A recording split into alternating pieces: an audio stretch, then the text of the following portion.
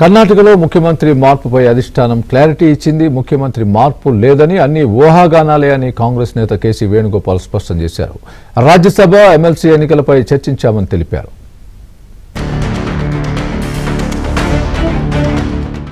హస్తిన వేదికగా కర్ణాటక రాజకీయాలు మరింత వేడెక్కించాయి.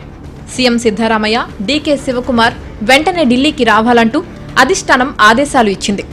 దీంతో మరోసారి కర్ణాటక ముఖ్యమంత్రి మార్పుపై దేశవ్యాప్తంగా చర్చ జరిగింది.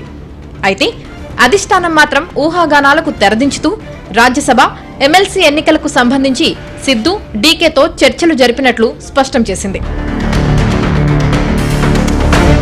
గత కొంతకాలంలో కర్ణాటక ముఖ్యమంత్రి సిద్ధరామయ్య, డిప్యూటీ సీఎం డీకే శివకుమార్ మధ్య సీఎం కుర్చీలాట నెలకొంది. అసెంబ్లీ ఎన్నికల సమయంలో ముఖ్యమంత్రి పదవి షేరింగ్ జరిగిందని కాంగ్రెస్ వర్గాల్లో జోరుగా చర్చ జరిగింది. గతేడాది డిసెంబర్ నెలలో కర్ణాటకలో కాంగ్రెస్ పార్టీ అధికారంలోకి వచ్చి 2 ఏళ్లు దాటిపోయింది. దీంతో డీకే శివకుమార్ వర్గానికి చెందిన ఎమ్మెల్యేలు అధిష్టానం ఎదుట బల ప్రదర్శన చేశారు. ఒప్పందం ప్రకారం ముఖ్యమంత్రిని మార్చాల్సిందేనంటూ పట్టుబట్టారు. కానీ అధిష్టానం మాత్రం ఇరు వర్గాల అభిప్రాయాలను తీసుకుని ముఖ్యమంత్రి మార్పును వాయిదా వేసింది. ఆ తర్వాత మరోసారి ఢిల్లీ వేదికగా కాంగ్రెస్ అగ్రనేత రాహుల్, మల్లికార్జున్ ఖర్గేతో సిద్ధరామయ్య, డీకే శివకుమార్ భేటీ అయ్యారు. సుమారు 4 గంటల పాటు చర్చలు జరగడంతో మరోసారి సీఎం మార్పు ఖాయమని ఊహాగానాలు వచ్చాయి. అధిష్టానం మాత్రం అన్ని ఊహాగానాలకు తెరదించింది. త్వరలో జరగనున్న రాజ్యసభ ఎమ్మెల్సీ ఎన్నికలకు సంబంధించి సిద్ధు, డీకేతో రాహుల్ చర్చలు జరిపినట్లు కాంగ్రెస్ ప్రధాన కార్యదర్శి కేసీ వేణుగోపాల్ తెలిపారు. ముఖ్యమంత్రి మార్పు లేదని స్పష్టంగా చెప్పారు. దీంతో మరోసారి ఉత్కంఠ రాజకీయాలకు హస్తిన అధిష్టానం ఎండ్ కార్డు వేసింది.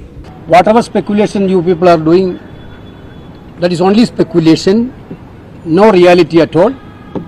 Today we discussed about the Rajya Sabha seats and the council seats of Karnataka. The candidates of Rajya Sabha and council seats of Karnataka will be announced along with the other seats like Chhattisgarh, like Madhya Pradesh and Rajasthan and Jharkhand, like the states. That's all. This is what we have decided today, nothing else discussed today. 2028లో Karnataka assembly ఎన్నికలు జరగనున్నాయి.